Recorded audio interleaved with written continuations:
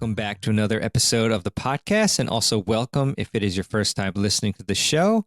And for today's episode, I brought on Gill Gross to chat about the Djokovic saga, and it really truly was a saga because it just lasted quite a long time and went back and forth. And as you'll hear, Gill and I discuss the ins and out of it, and I'll also give you a sort of a conclusion after our chat.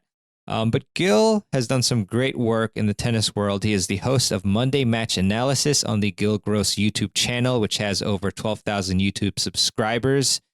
And he is also the host of 3, a tennis show, which focuses on Roger Federer, Rafael Nadal, and Novak Djokovic, and is on the Tennis Channel Podcast Network.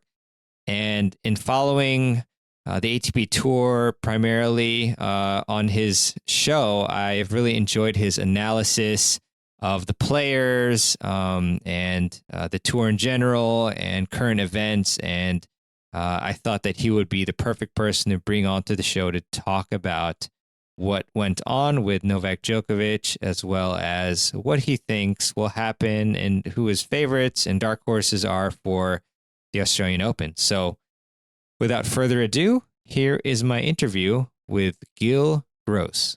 Hey, everybody. Welcome to this episode of the Tennis Files podcast. And it's really a pleasure and an honor to have Gill Gross on the podcast. I've been listening and watching a lot of Gill's content on his YouTube channel, which you should definitely check out. And really been enjoying the previews and also, following the Djokovic saga. So we'll talk about both of those things. So, Gill, first off, thanks for coming on the show and really appreciate your time.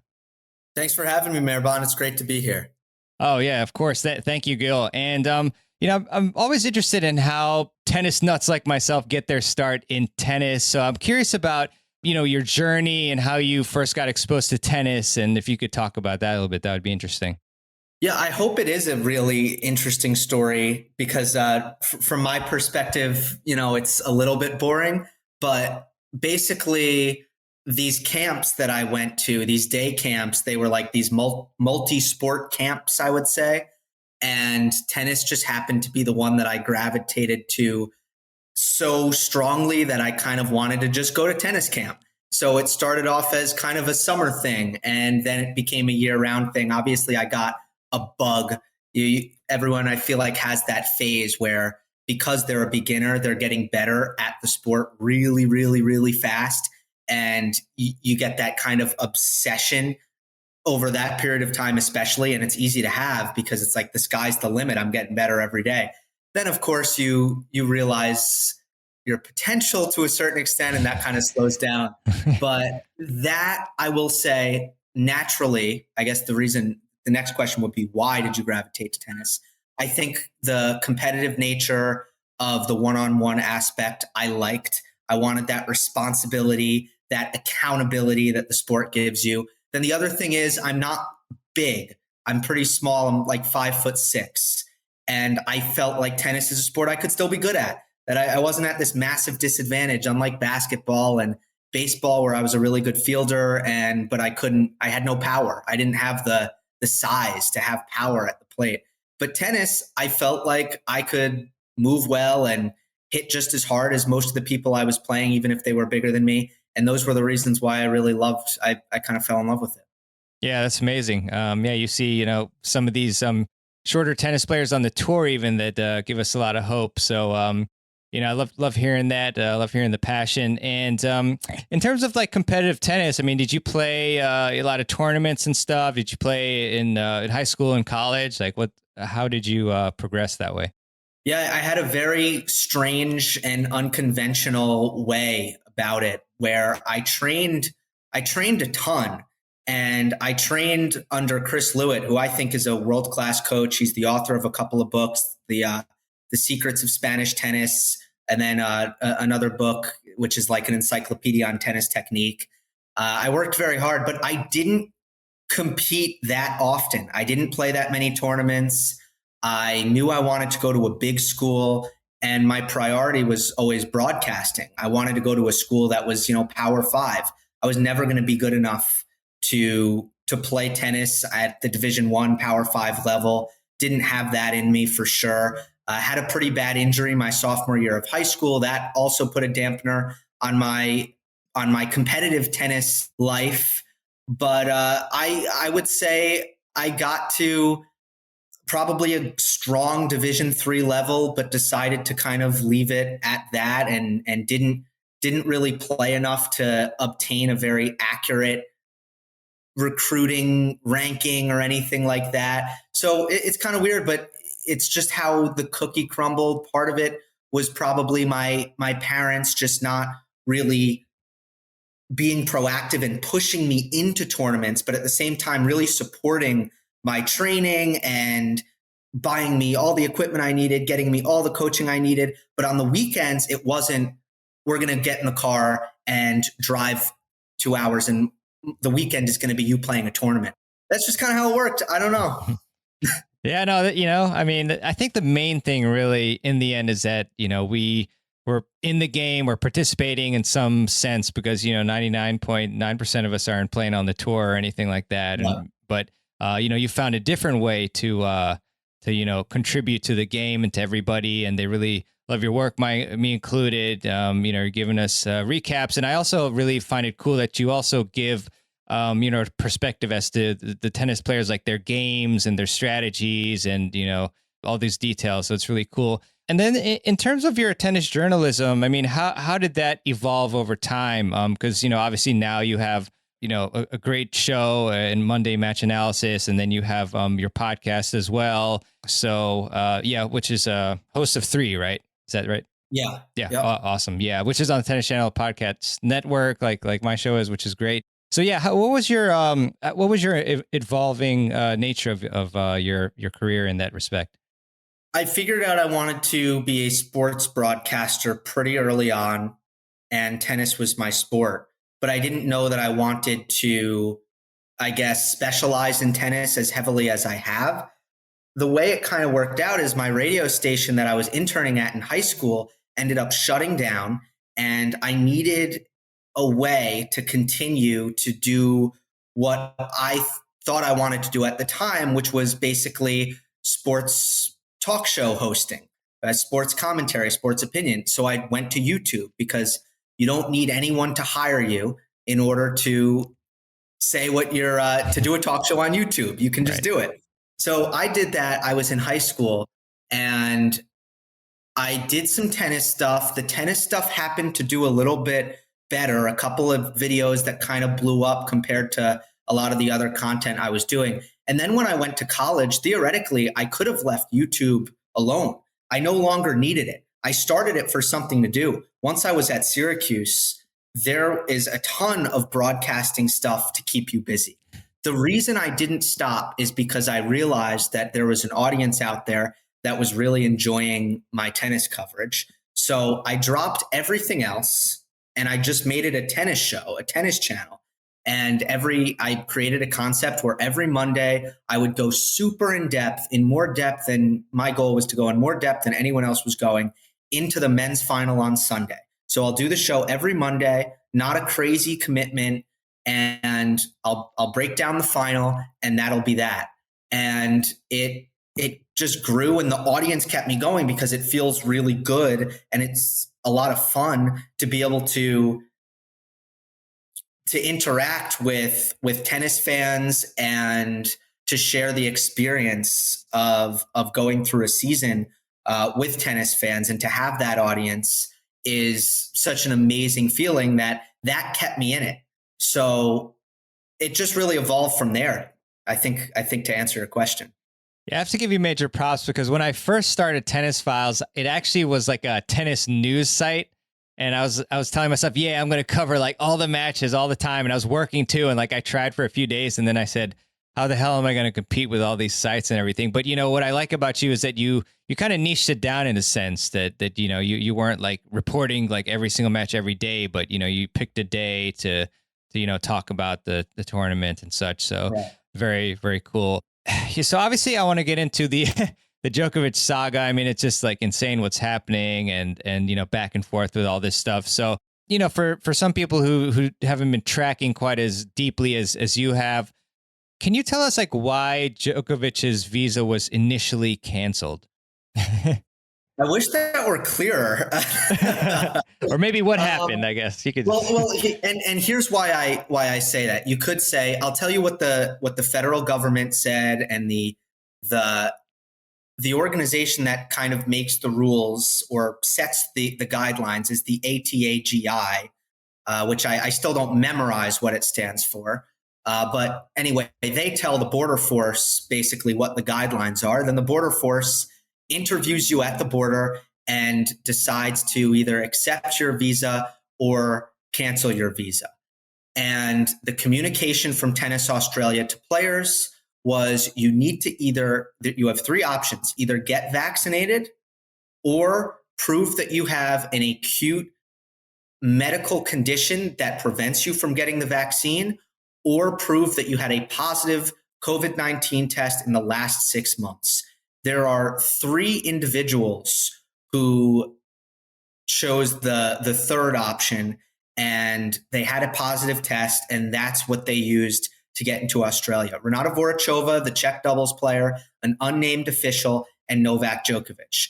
Renata Vorochova and the unnamed official were let into Australia. Djokovic's visa was canceled for again reasons that apparently it was because the 6-month rule about COVID positive was not a real guideline, and that's not an acceptable medical exemption. That's what the federal government said after it happened. So then, of course, the question was, wait, you just let in 2 people on that. And then they said, oh yeah, we're investigating that. Then Renata Vorochova and the unnamed official, their visas were canceled. So apparently on the same grounds that the 6-month thing that Craig Tiley communicated to the players was not an actual means for a medical exemption to get into Australia. So I believe that is what we're going with for why Novak Djokovic's visa was canceled. But obviously the inconsistencies that we saw there initially raise a lot of questions about the political influence of what went down. Yeah, it's all pretty confusing. I mean, how does Craig Tiley get that wrong? I mean, like, is there some confusion with like the Victoria government and the federal government, or like, well, what's going on? Absolutely. That's exactly why he'd get it wrong, because even Scott Morrison, the prime minister, was saying up until the day that Novak traveled that it's up to the state of Victoria. And then what we saw was you had these 2 independent medical advisory boards giving approval, which was basically approving the whole 6-month deal that yes, it is not a public health risk for people who just tested positive to enter the state of Victoria. And the exemption that was handed to Djokovic came from Victoria. But at the end of the day, so while that's where the confusion came from, and while Craig Tiley has said there's conflicting information and it was all very contradictory and very confusing, and while that is true, there still needs to be some responsibility there. It was his job to get a solid yes or no and to make sure that none of this happened. Tennis Australia is the chaperone and the bridge between the athletes and the Australian government. And the fact that this blew up in everybody's faces is definitely reflects poorly on Tennis Australia. There's no doubt about it. Yeah, because he should have known that, like, it's, federal authorities are dealing with, the border situation, like customs, right? I mean, isn't that kind of why that he messed up? Exactly. Yeah. Okay. And, Right. When I was listening to one of your YouTube videos on this, like, you did mention that you felt like, all parties pretty much look bad, and it's not something that you'd usually say or anything, but in this case, it's true. So, I mean, with Novak, what do you think? Like, how far in the wrong was he with this? And like, obviously, he's had some issues with like facts that have leaked out about his the timeline for COVID positive tests and outside activities. So, what's your take on his culpability here? Well, I think putting yourself in Novak's shoes, you're told that if you test positive, you're allowed into the country. Mm-hmm. Now, obviously, that exemption is intended for people who mean to be vaccinated, want to be vaccinated, but unfortunately can't because they tested positive. That's what, because the law of the land is you must be vaccinated. Here are the exemptions or the exceptions to the rule. So from Novak's perspective, you could make an argument that morally he could have said, you know what, the exemption isn't really for people like me who have no intention of getting vaccinated. The rule is for people who can't. And that would be true. But at the same time, I think if you put most human beings in Novak's shoes, where you have an exemption and the rule says you can come, most people are going to take it. And some people, will morally have opinions on that, and that's okay. But most people are going to take it. The problem, I guess, where Novak looks bad is simply his behavior and his conduct that actually didn't have any relation to what happened at the border in Australia, but it's in regards to a positive test that ultimately would have exempted him. But the one thing that he has acknowledged and taken responsibility for is going to an interview in a photo shoot with the French magazine L'Equipe, and he knew he was positive. He knew he was COVID positive at that time, and he said he didn't want to let the journalist down. I find that really hard to believe, considering surely anyone in the top 10 turns hundreds of interviews down, including Novak, every single year. I think he didn't want anyone to know that something was up and that he maybe had tested positive. Because as far as we know, the functions he attended in Serbia when he was positive, but he hadn't known, according to him, he didn't notify anyone afterwards, as far as we know, that he was positive, which is a good thing to do if you come into contact with people after you're positive. So that is an example where his behavior was not responsible when it comes to the simple things that you should do at the moment with dealing with this pandemic. Now, does that mean what happened at the border was really on his shoulders? No, but nonetheless, if you look at the events of the last 2 months, is that a red flag? And could that have hurt him in Alex Hawke, the immigration minister's decision to recancel his visa? I think so. Yes. Yeah, definitely. And you made a great point about how, ideally Djokovic should have just been transparent and told everyone what his exemption was for and all that. But do you think it's possible that he didn't do so because of the timeline and how I think the deadline wasn't it December 10th for him to get the exemption, but he got it afterwards. So could that be a reason why he wasn't as transparent? Maybe the deadline thing is interesting because the place that I saw the deadline, and jump in if you have anything to add here. Sure. I saw that in the leaked Tennis Australia email to the players. Mm-hmm. And I do wonder, Tennis Australia, technically, they have no say over what happens at the border. So the deadline to me seems like artificial. Mm-hmm. And it sounds like Novak probably gave Craig Tiley a call and said, "Can I play?" And the answer was yes. It was past the deadline, but the answer was yes. And that's that. But I don't think the government has anything to do with that deadline. Therefore, I almost wonder why it existed. Maybe it had something to do with the simple feat of Tennis Australia wanted to know who was coming and who wasn't for some sort of planning purposes. Yeah. But yeah, I feel like the deadline was something kind of not very concrete. Yeah, if that makes sense. Yeah, and it's really interesting how late he got COVID and was able to use the exemption. I mean, do you think?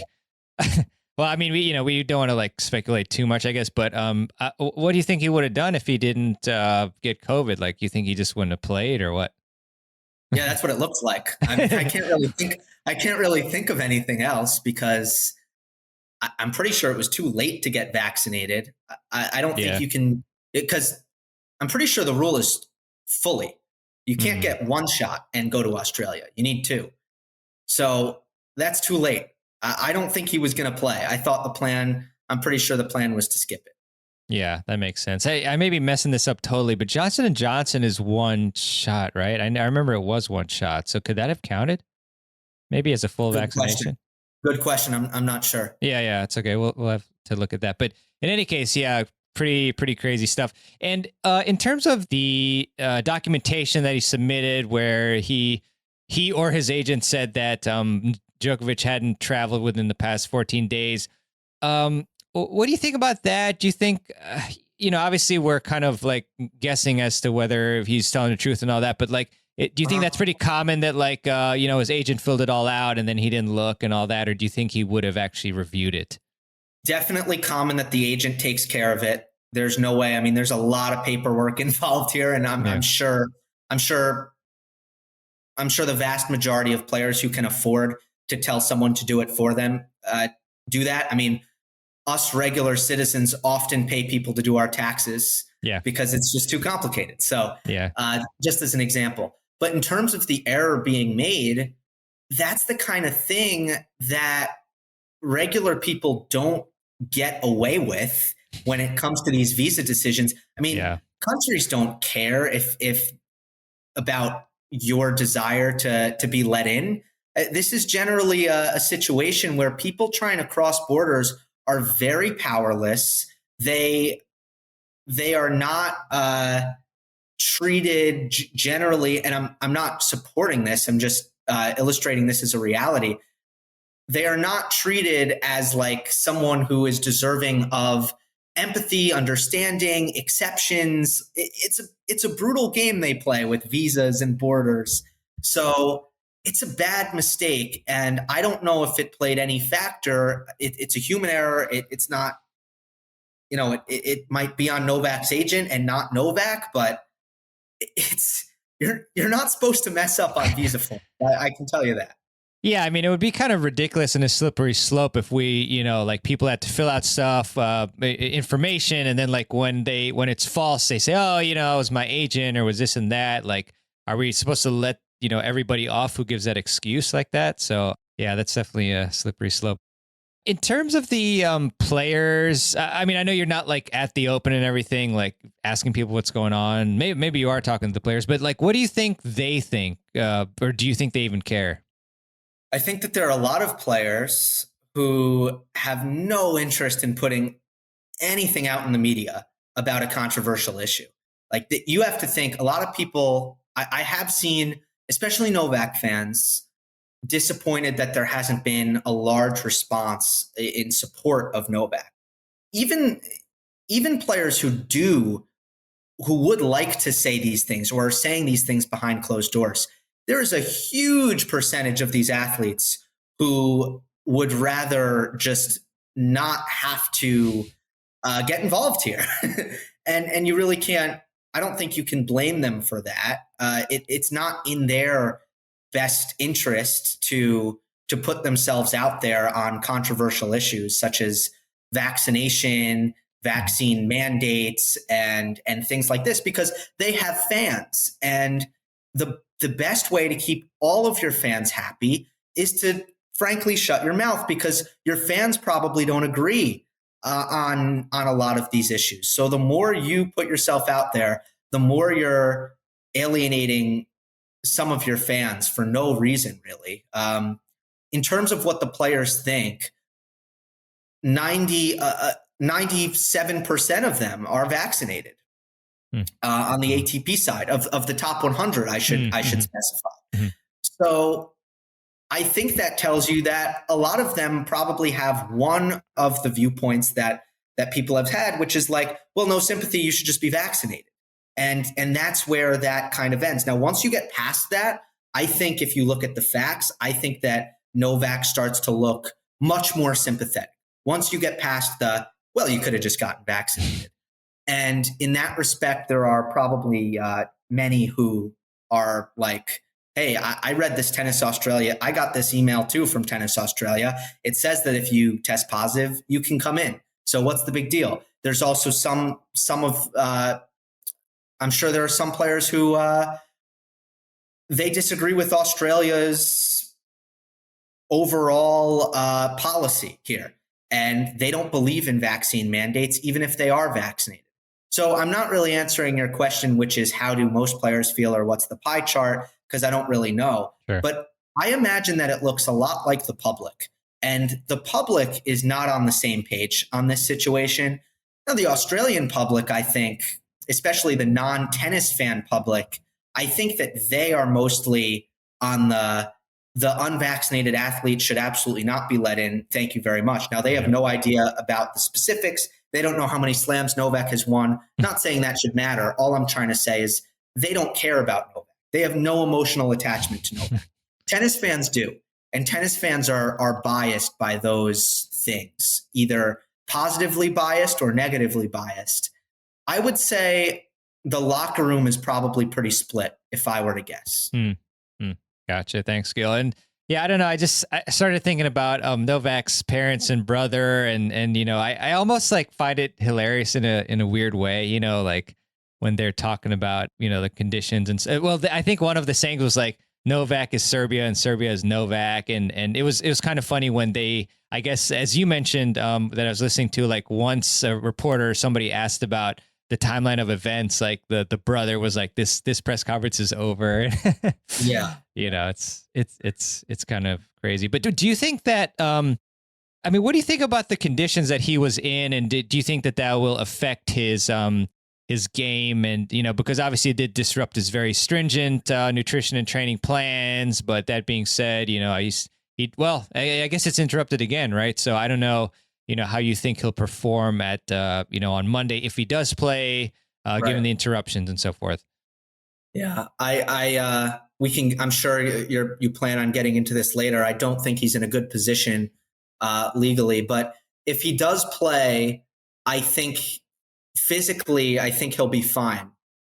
I think when you're at 100%, you lose it slowly when you're at 100% fitness. Mm-hmm. It's when you're at less than 100%, you gain it even more slowly. And the fact that Novak, I'm sure when he was in tip-top shape, when he entered detention, I don't think 3-4 days, no working out, no hitting tennis balls. I think that probably comes back. Like the fitness is not lost that quickly. The first day and maybe the second day, the third day, are you feeling the effects of being a little bit sedentary?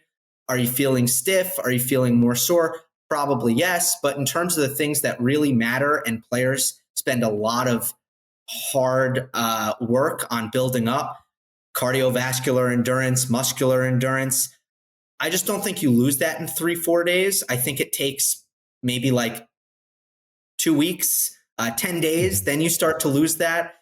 I'm not like certified in this. I have not gone to school on these things, but I certainly have observed how athletes have reacted to certain situations like injuries and stuff, or COVID. Honestly, COVID has been the best thing, where people are quarantining. NFL quarterbacks are quarantining, and then they're coming and they're playing. And I don't think that it's a long enough period of time to really make an impact, where players are often injured for a month, and then it takes them how long to come back? 2-3 weeks, but they were out for a month. 3-4 days, minuscule.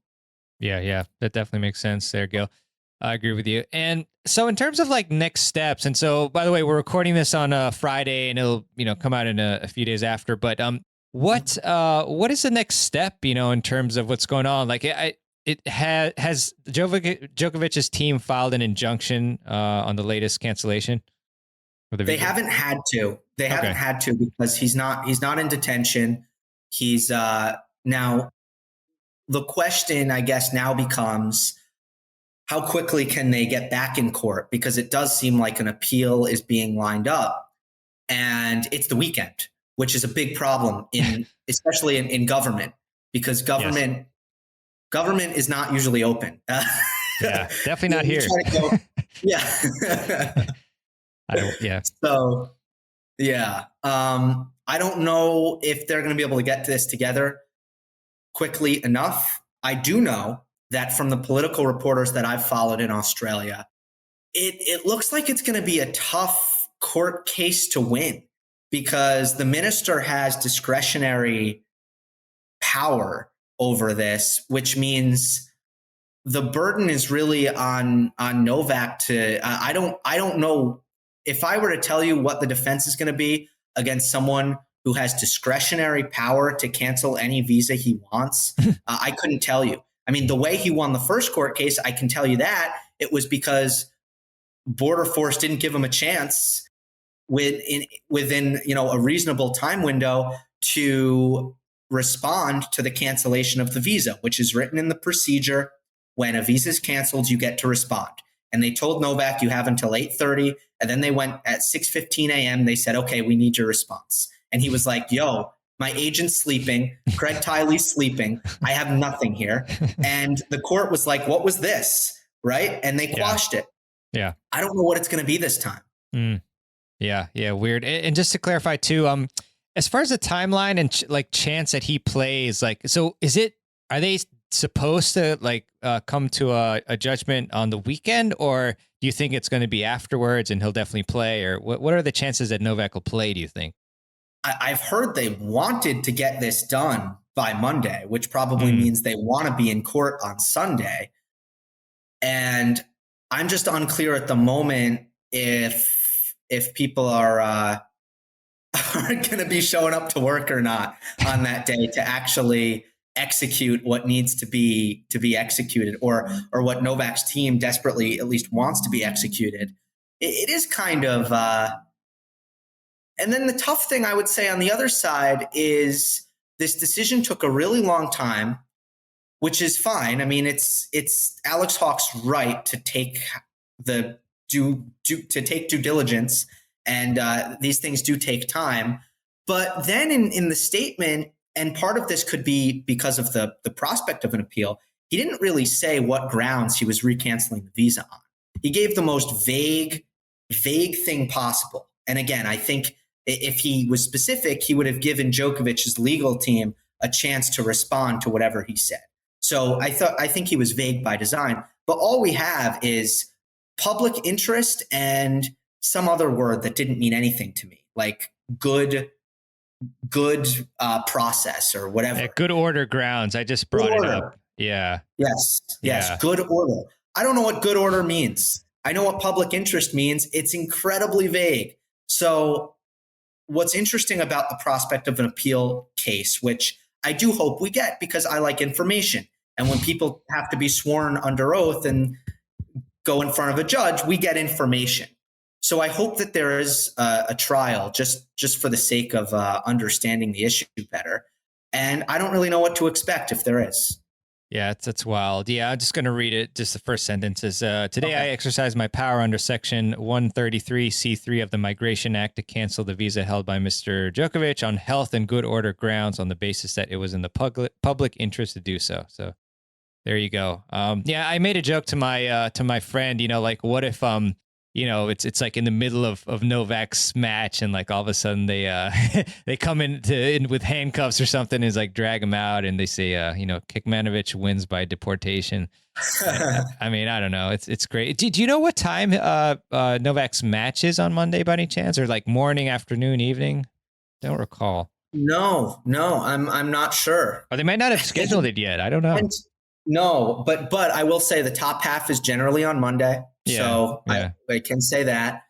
And it's interesting, how will the tournament organizers schedule Novak? Is he seen as a main event? Is he the night session?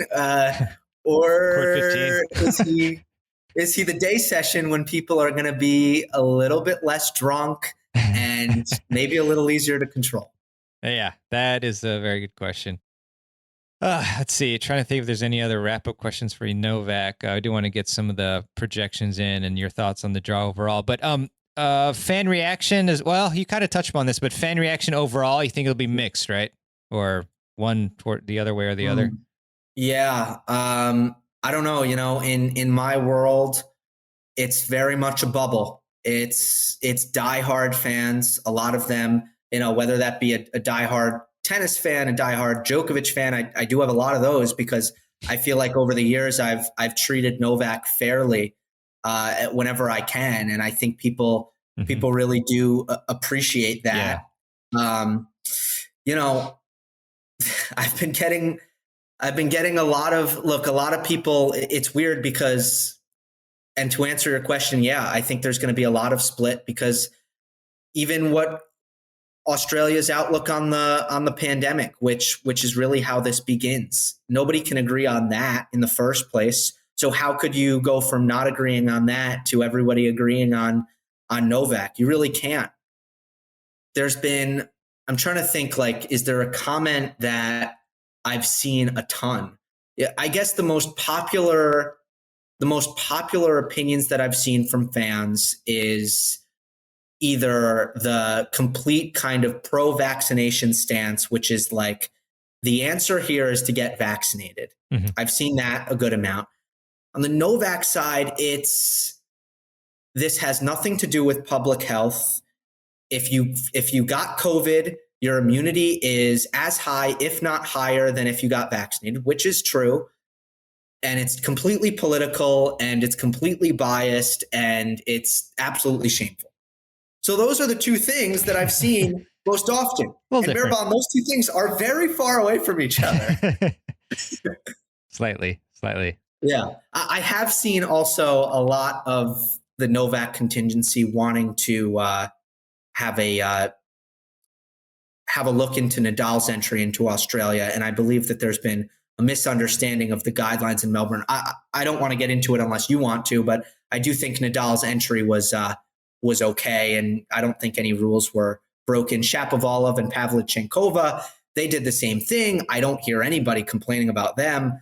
These are all issues that I've seen brought up, though. Yeah, I guess if you don't mind, everyone, well, not everyone, sure, but a lot of people like Nadal, obviously. So what was the contention there, and why is it okay for Nadal?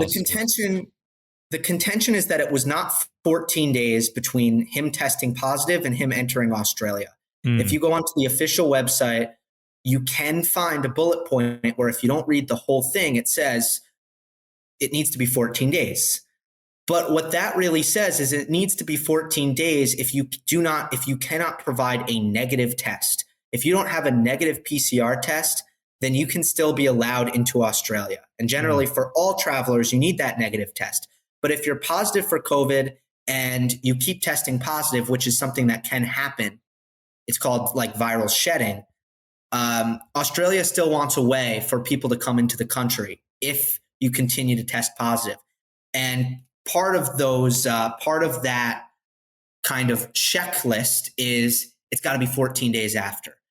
But Nadal did produce a negative test, and he said as much. So we're not even guessing there. So he doesn't need the 14 days. Yeah, makes sense. Thanks, Gill. And in terms of if Djokovic does not play in the first round, is that correct that Rublev would take his place? Is that right? Or is something else going to happen? Okay. That is that's what I'm hearing from a lot of people. My gut instinct was going to be that won't happen because Novak, they can't take him out of the draw until he withdraws. So are they going to make these changes on Sunday night? Like, I'm a little bit, I kind of don't trust what I'm hearing. I kind of think, like, I want to stress, like, no one, again, everyone who I listen to is telling me that it's going to be Rublev becoming as the 4 seed, getting that top quarter. But I kind of feel like they're going to put a lucky loser in Novak's spot and call it a day. That would make sense. So, Gill, I mean, you do host the show, Host of Three, a tennis show. So why don't we just talk about Nadal for a bit? And I was listening actually to that episode, and I think you did talk about Nadal and how you maybe weren't super bullish about him, and that he's had some I guess niggles in the somewhat recently and short practice sessions and so forth. And I think you said Moy also talked about that in a sense. So what are your thoughts on how Nadal played in Australia or has played so far, and his prospects? Well, I think first of all, in the super big picture, in the last 2 years or so, Nadal has not been an overwhelming favorite over his rivals on hard court. Whether that be a Tsitsipas or Medvedev, he's played very well, or a Zverev, he hasn't been an overwhelming favorite on hard court. He's been one of the favorites, but not head and shoulders above those guys. So I start from that point, and that's big picture before we're talking about any injury. Now we have a situation where he was 2 months without picking up a tennis racket and picked up a racket for the first time. My understanding is that was in October. So then my understanding is that the pain wouldn't go away, that there were a lot of issues throughout the next couple months. So for how long has he been able to not just get back to where he was? How much time has he had to improve? How much time has he had to actually work on anything other than just fitness and timing and all that basic stuff? Basically, it's been a compromised preparation. And last time in Australia, he had a compromised preparation. We saw what happened. He was dealing with the back. He was missing training. And what did he do? He looked fantastic until 2 sets to love up in the quarterfinal. And then he runs into a player who he needs to be 100% against, which is Stefanos Tsitsipas. And there are just players at the top of the sport where 90% Nadal isn't going to cut it on a hard court. Yeah. You're going to need 100% Nadal. And I don't really think we're going to get that. And part of that is mental also, because I have noticed that he just hasn't been as clutch as I would want him to be. And one of the examples is that match against Tsitsipas, where that third set tiebreak, he made a bunch of really shocking mistakes. And then last week, he won a title. He won the title, which is amazing. And honestly, I'm amazed that Nadal, every time he comes back, I never take that for granted. And I think it's amazing because he's 35 years old. His body, I think, has quit on him multiple times. And through sheer willpower, he's come back every time. But he was broken twice serving for the match because he played 2 sloppy games. I mean, he's not, in my opinion, he is not there yet in terms of how good he feels on the court and the level that he's been able to show. So I think he's going to win matches. Then he's going to face the elite players, and I don't think he'll be ready for that. Yeah, I'd have to agree with that. And yeah, like you said, such a long layoff. I forgot that, his previous match before this Melbourne tournament, I watched it and it was in DC, and that was a long time ago. Yeah. So yeah, not too much playing. So in your, I think it was your YouTube, your latest YouTube video, you talked about, well, you go through your, different segments of the draw and you give your, your dark horses and top picks and so forth and upsets. So, can you just give us a few of your dark horses and a few of your upsets that you think are potential or have potential? Sure. Let me pull up my doc, my cheat sheet. My rule for dark horses is they have to be unseeded. So that there's good and bad. The good thing is it forces me to actually pick a dark horse, not like, some people are like, my dark horse is Hurkacz. And it's like, or my dark horse is Sinner. So I'm not allowed to do that based on my rules. Okay. So here are my dark horses. I'm going to give you all 4. Yeah. It's Tommy Paul, who could benefit big time from Djokovic being out because he would have played Djokovic in the second round. In Zverev's quarter, it's Thanasi Kokkinakis and James Duckworth. Kokkinakis, the only concern with him is he keeps winning so much that he has played a ton of tennis and you worry about fatigue. James Duckworth is the other one, a couple of Aussies there. In Tsitsipas's quarter, it's Ilya Ivashka, who I think could really challenge Casper Ruud in round 2. And Andy Murray, who is technically unseeded and he's looking really good and always, I think, deserves, of course, everybody's respect. And then in Medvedev's quarter, it's David Goffin, who I'm wondering, have we seen the end of Goffin as a top 20 level player?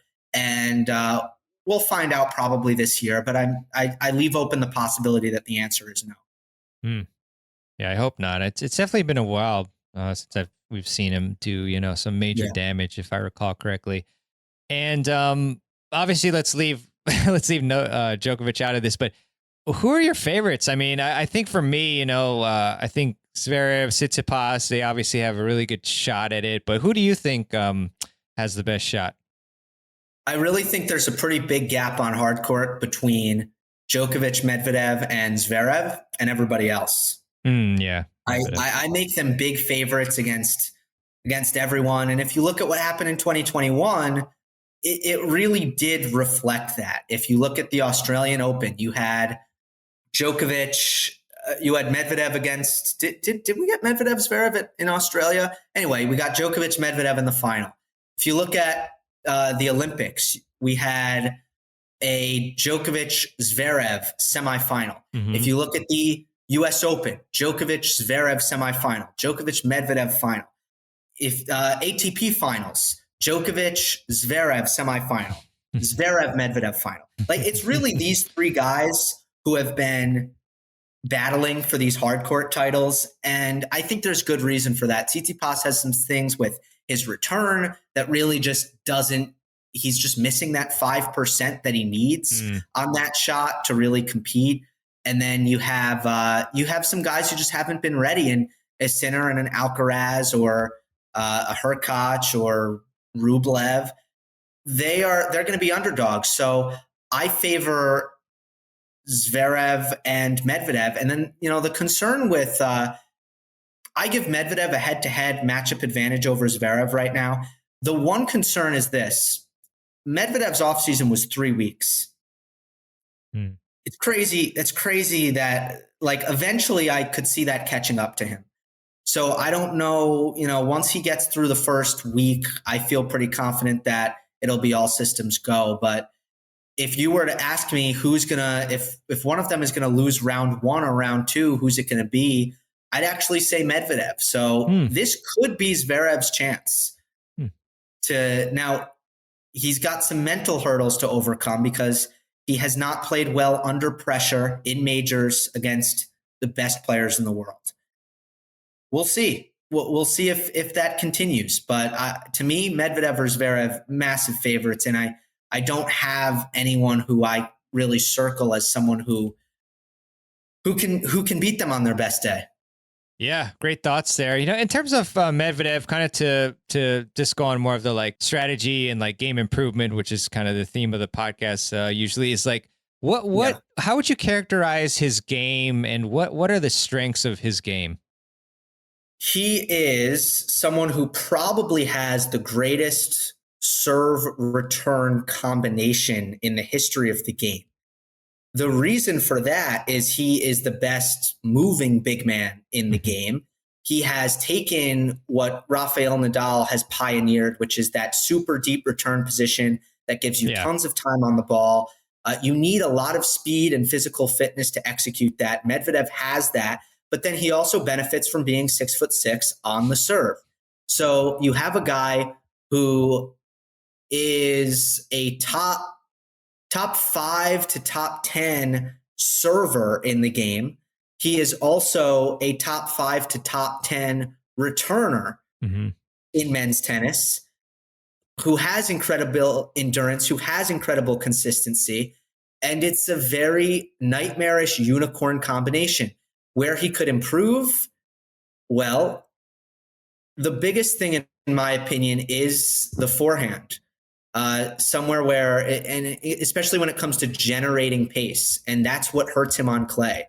He does not have the Nadal team Berrettini. Floating ball, center of the court, done. Fairly deep. Let me use my forehand to do point-ending damage.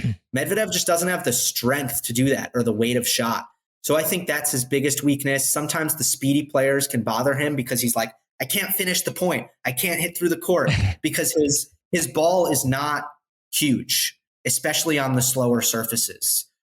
There are other little things. The return position can be taken advantage of by someone who's serving volleys a lot, like Djokovic did in Paris, or someone like Hugo Humbert, who just has a great slice serve that puts him in the first row, 10 feet outside the doubles alley. Little things. But he's also improved some of his traditional weaknesses. I thought he used to be pretty bad at handling slice. Now I think he's much better. And he used to not hit very good passing shots because he doesn't get a lot of topspin. And now he's able to somehow, and I haven't figured out how, he still hits good passing shots. Yeah, it's amazing how well he does despite the technique. But yeah, when you have somebody who's in top in serving and returning, the two most important shots in the game, then you're going to have a top player. In terms of Djokovic, I appreciate your analysis too. Like, he's obviously like one of the most dominant players of all time and everything. But what could he possibly improve on? When you've watched him, are there any aspects of his game where you say, "Wow, I think he could do a little better in this category"? That's getting so much harder. That used to be a lot easier, but he's really polished the outer edges of his game so well. He's serving incredibly well. I will say there was a bit of a regression in his second serve last year. It was much better in 2019 and in 2020. And then he went back to kind of the slower kick serve. Instead of, there was a point in time where he was hitting his second serve as like an 105 mile per hour slice serve. And it was very consistent, and it was out wide to the forehand often. And that was pretty incredible. And that he kind of got away from that. My biggest thing with him is probably continuing the confidence to flatten out the forehand and to use that as kind of, I guess, generating offense from the baseline, even when he's nervous. That's something that it didn't come back to bite him against like Berrettini at Wimbledon. It did against Medvedev at the US Open. There are times, and again, I feel like I'm kind of reaching on this, to be honest with you, because at the French, his forehand was great.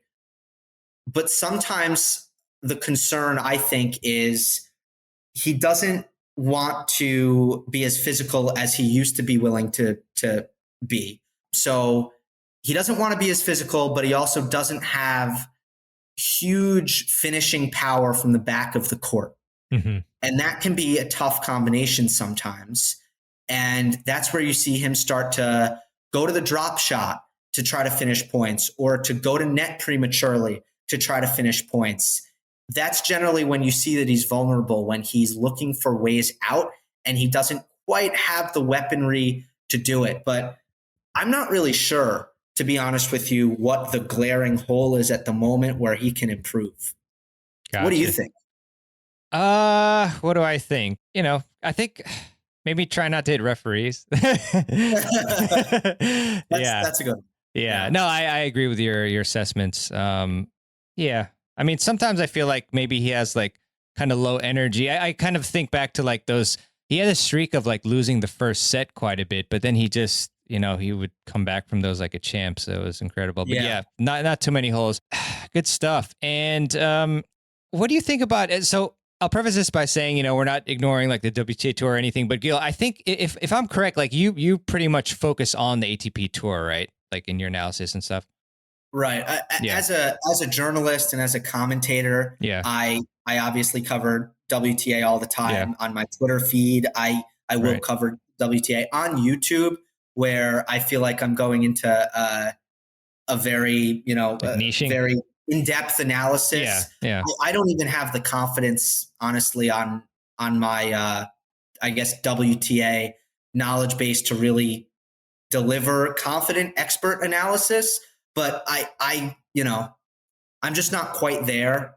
And if I am, I will begin to cover WTA more on the channel. But right now, I'm not quite there. I'm more comfortable covering it as a commentator or a journalist, but not as an analyst, if that makes sense. Yeah, no, that totally makes sense. Yeah, I was just wondering if you had any thoughts at all on. I mean, I guess it's exciting for Barty to be, seated number one at the tournament and all that. But any picks or anybody that you like from the women's side?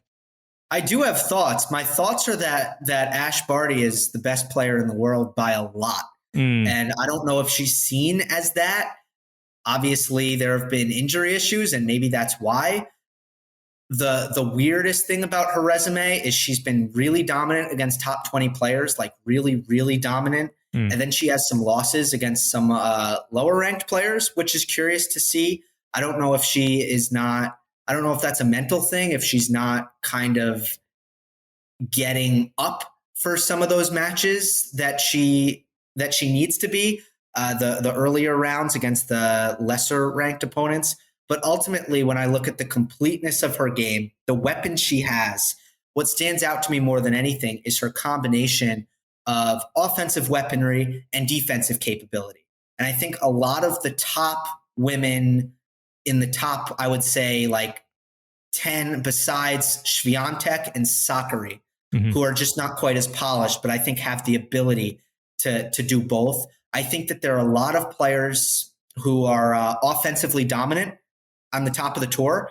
And Barty has that with her serve and her forehand. She's offensively dominant, like an Osaka, like a Sabalenka, like a Muguruza, who does play a bit of defense, but not to Barty's level. Yeah. Barty's offensively dominant like that, but she will also scramble. She will get extra balls back. She will run. She will defend. And I think that's one of the things that separates her, besides the usual trope of, well, she slices her backhand and volleys well, which is what a lot of people really love about her. I'm not hating on that. That's great. But I think that there are bigger reasons for why she does so much winning. So Barty's my pick. Nice. Me too. Awesome.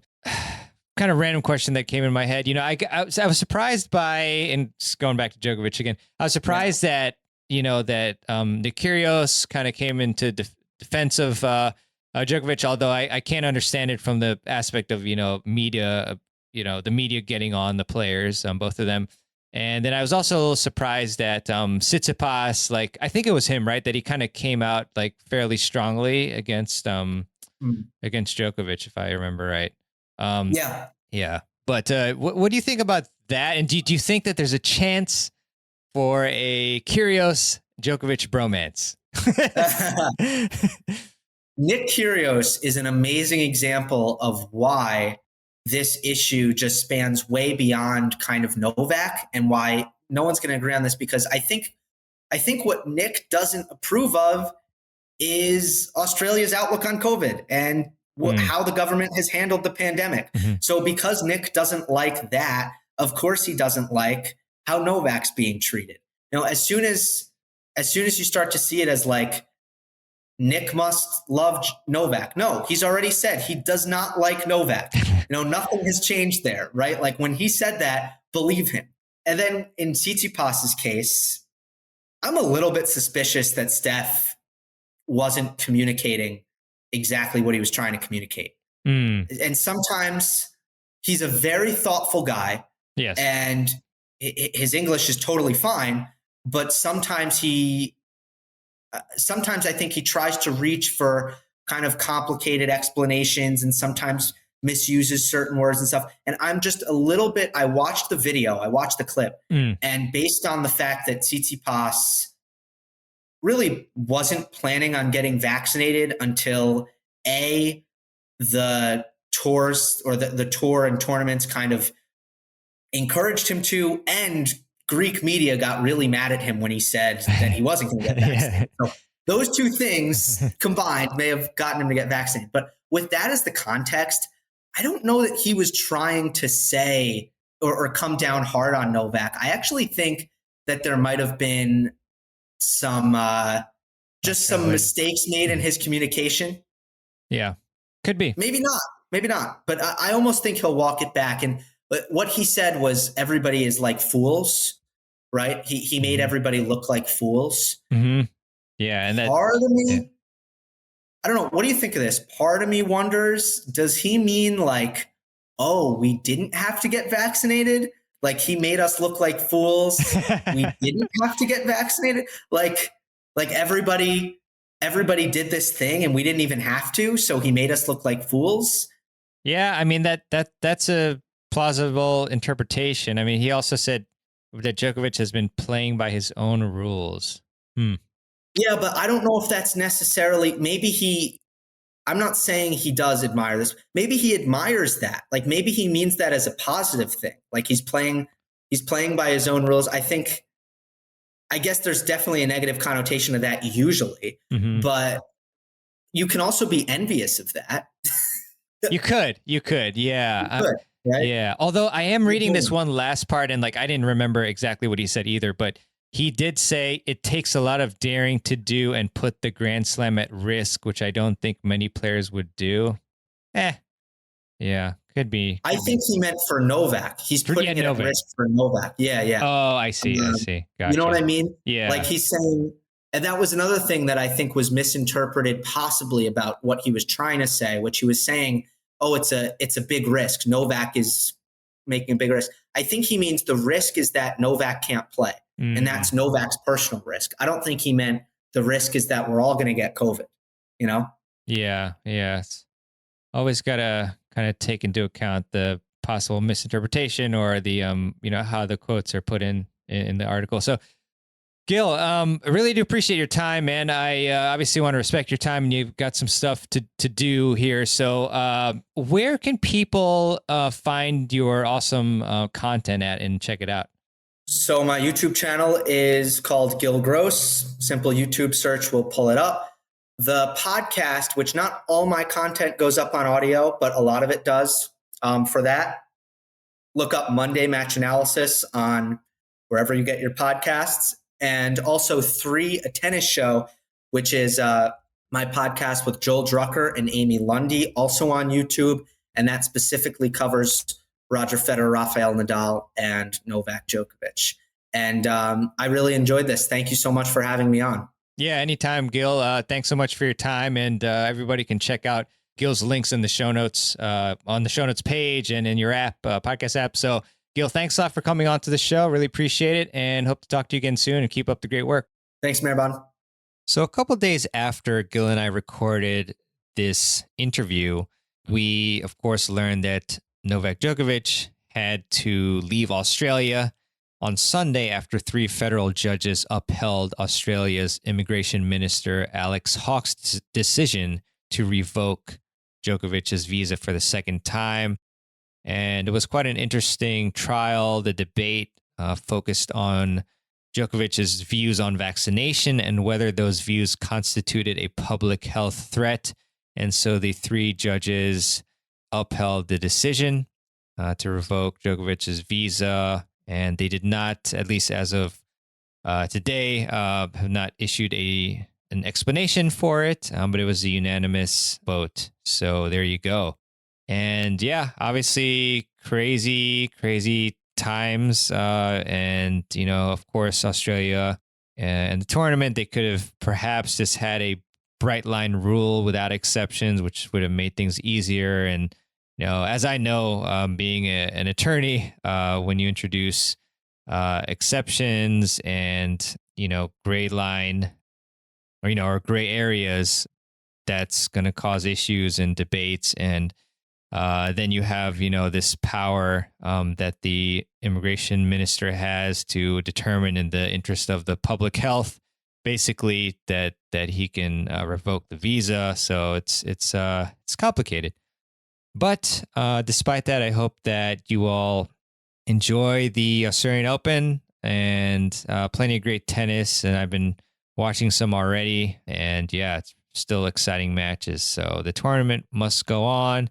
And we'll see what happens with Novak Djokovic, because obviously he may run into these issues again. I mean, France has just imposed, even though they mentioned previously that he would be able to play the French Open, they now just recently announced that they would have a requirement to be vaccinated to enter. So will Novak Djokovic experience this issue on and on and on? Who knows? So obviously some countries will have different policies than others and so forth. So we shall see, and it will be very interesting indeed. But I really do hope that you enjoyed my interview with Gill, as well as this wrap up. I thought I'd obviously, wrap it up, given that some additional stuff has happened since our interview. So, and if you have enjoyed this podcast and found value and entertainment from it, one or the other or both, hopefully, then I would really, really appreciate it if you would leave a review for the Tennis Files podcast. And you can do that at tennisfiles.com/Apple Podcasts. That's TENNISFILES.com/Apple Podcasts.